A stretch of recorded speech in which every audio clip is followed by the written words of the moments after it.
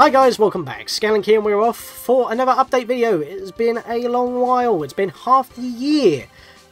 Kind of a big gap considering that, you know, other than my very late What's in the Stress Chest video, I didn't want that to go too long because I've got so much to talk about, just like before.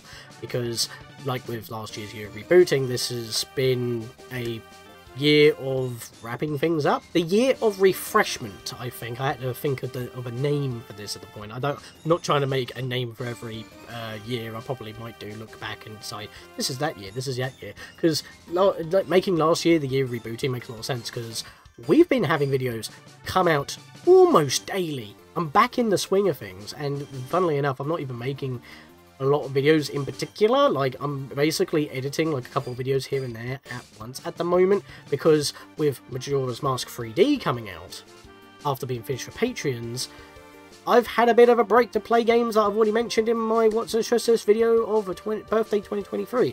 So please check that out so you see what I've got. I think you know what has been taking a lot of my time in the gameplay space.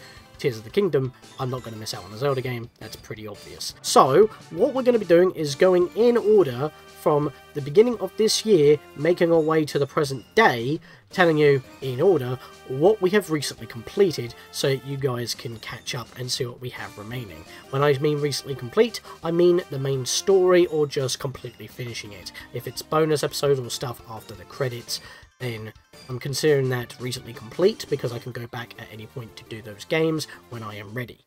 Starting off with PokeMMO Fire Red Live and Reloaded. We finished this, the main story at least, on February 16th, 2023, which is exactly 2 years since the first episode was published on YouTube.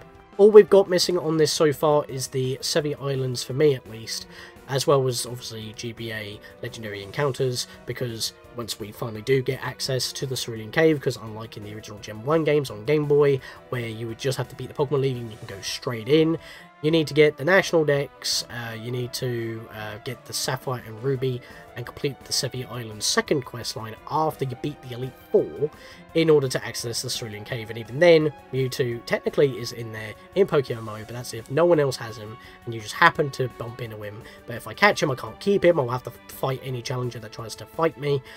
But in the GBA version, we can catch him, which is why I'll need to cover it there, because he will not be waiting in his exact spot, he'll just be anywhere in the cave as a random encounter. So, even then, we've got all the Sevi Islands to explore as well, like all the unknown caves and all that. Whatever I can do with my current equipment, I'm not going to be hacking or anything. It's not, like, obviously 100%, it's a Pokemon game, that would be silly. Once I'm ready to continue with that, I'll see whoever is available. If not, I can go solo, that's fine. It's not, a lot of people have moved on now. I mean, we've kind of moved on for now and leaving that for a bit. Plus, Kazu's PC has been in the works because it was having problems, but he's got a new one now.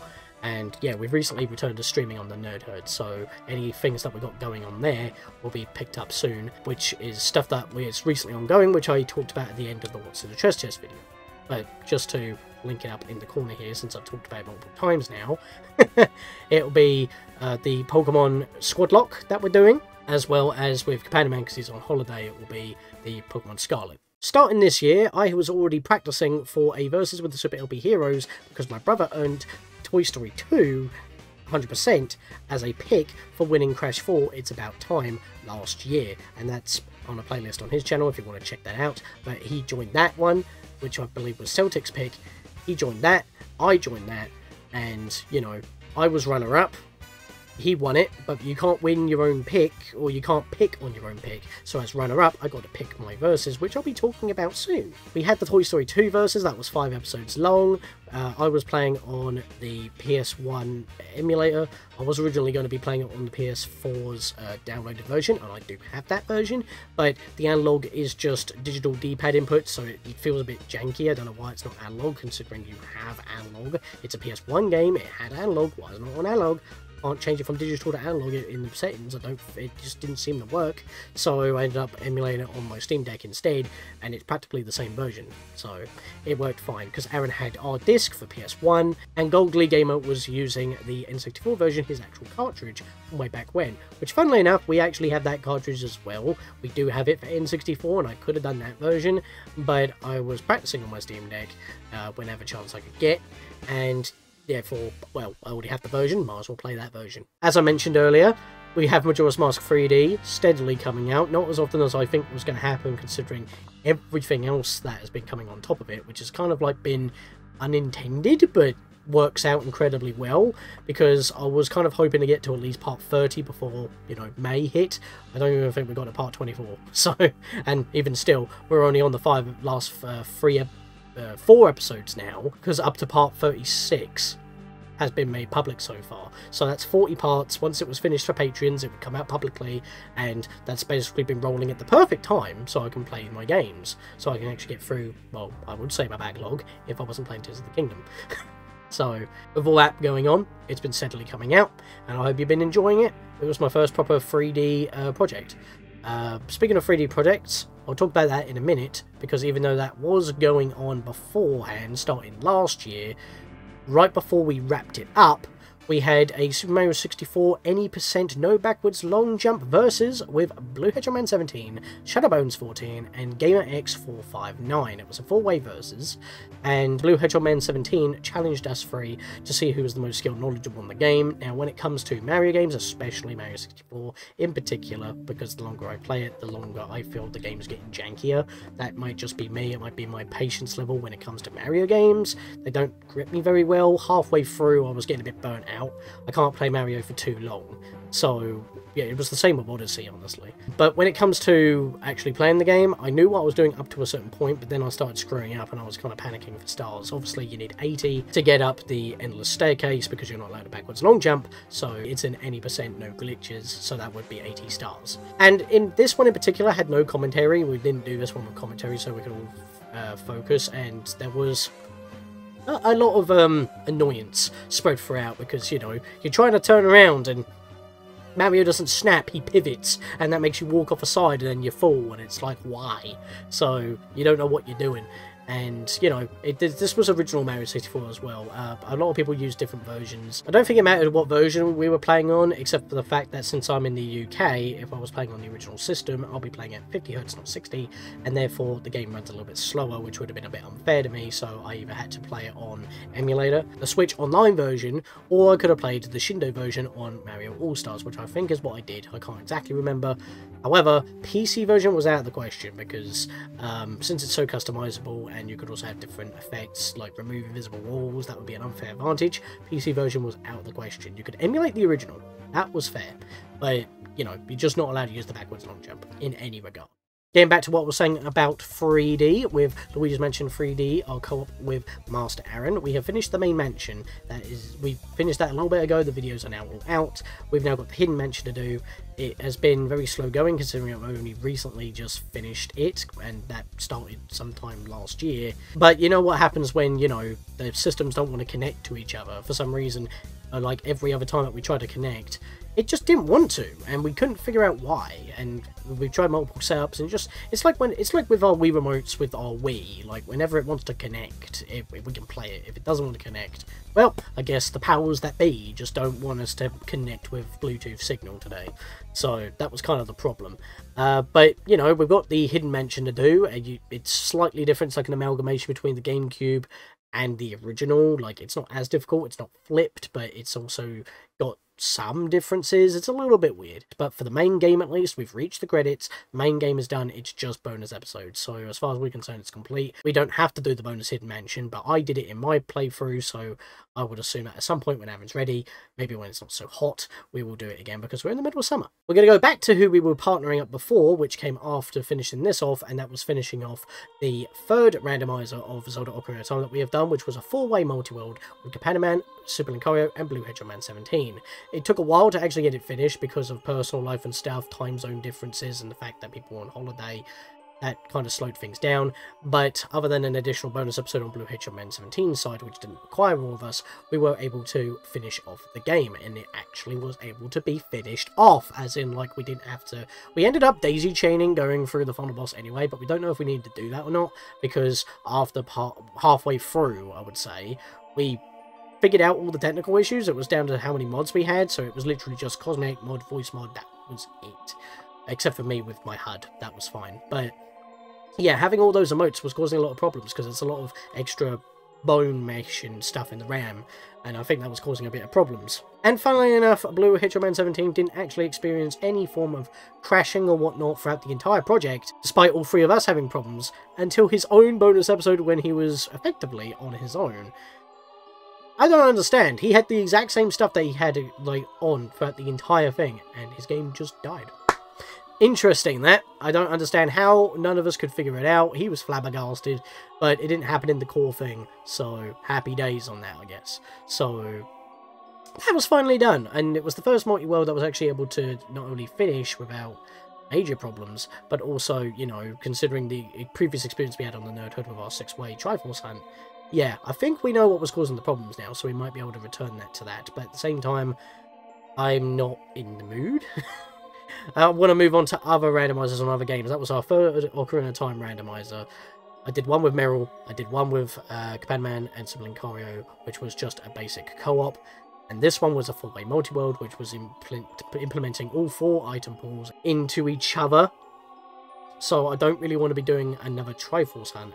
I'd rather move on to other games, which funnily enough is a perfect segue once again, because I'm on a roll with this, is that we did a Link to the Past randomizer, our first one, but it wasn't traditional in the sense, because it was a versus with the Super LP Heroes once again. Because I've been meaning to do a Link to the Past randomizers at some point, because I've already done Ancient Stone Tablets. I also want to try some ROM hacks at some point. I might even do those as proper Let's Play projects when I feel like it. But I have been wanting to do a randomizer because I've actually contributed to the randomizer community before by making 3 sprite maps, 3 characters, and I did play as Lily from Blossom Tales in that particular versus.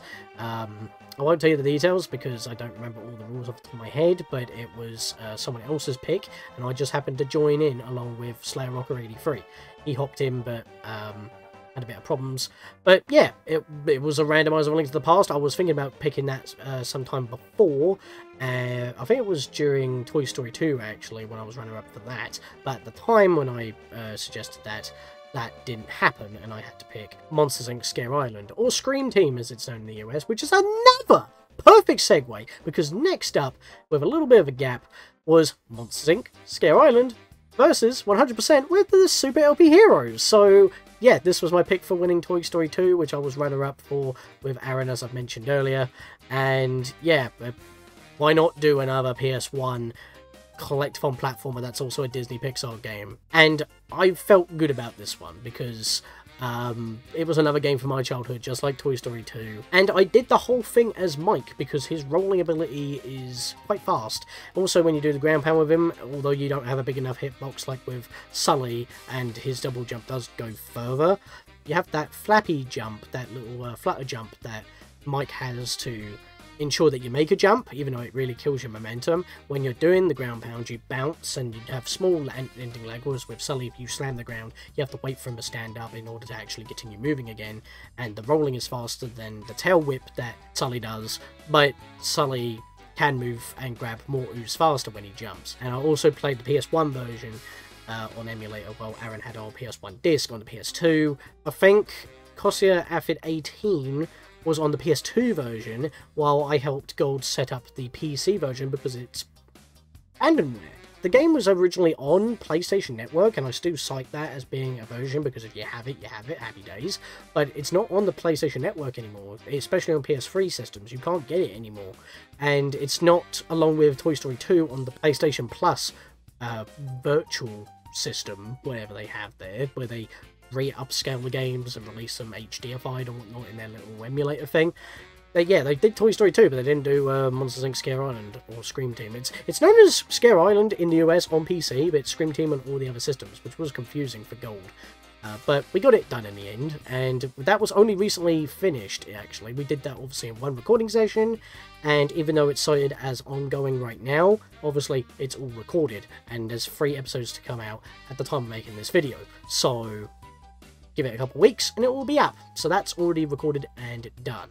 And that pretty much brings us to today's date, mainly because that's it so far. I haven't really got anything else that's recently complete, other than a project that I haven't even been made public yet, because after all these additional versuses that I've mostly done with the Super LP Heroes once again, and it wasn't intended, it's like I want to pick that my brother picked, so I got to pick a versus, they did another versus that I wanted to hop into, then I did one with Blue Hedgehog Man 17, and I'm currently got an ongoing one with Twilight Princess for my channel's 10th anniversary.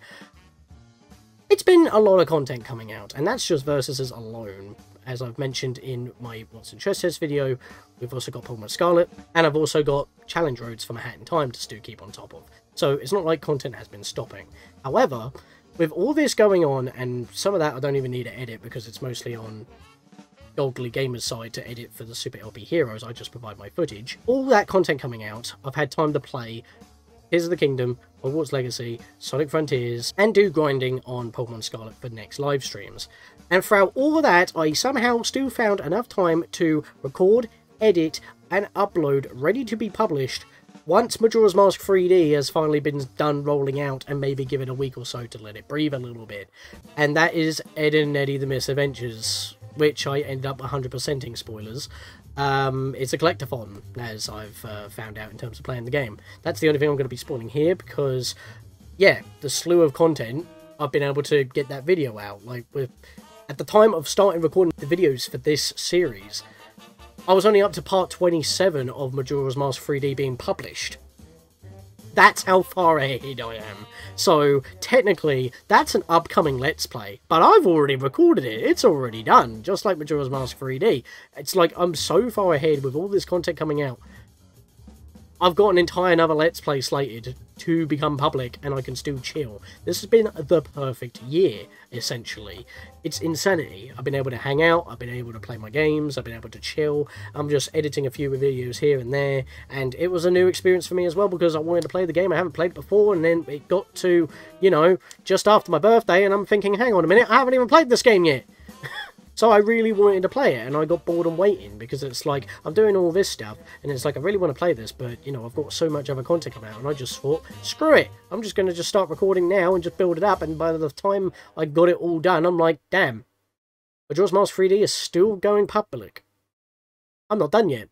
I've still got 4 episodes at the time I'm making this video to be published, so happy days for me, I guess. So, yeah, that is basically everything that we have recently completed, which is why this year has been absolutely insane. So technically we already covered an upcoming Let's Play, but in terms of truly upcoming, which I haven't started at all, and I have mentioned it before, but I'm pretty sure at this point it's gonna be the next one when it hits October, and that's gonna be American McGee's Alice Live and Blind. And I'm debating if I want to move over to YouTube streaming instead of Twitch.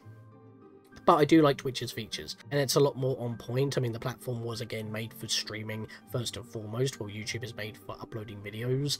It's a new feature for them, for live streaming, so I feel like I might stay on Twitch. Plus, I have my Twitch community there for that very reason anyway, so that makes a lot more sense to me to stick on Twitch. But again, American McGee's Alice as my Halloween special.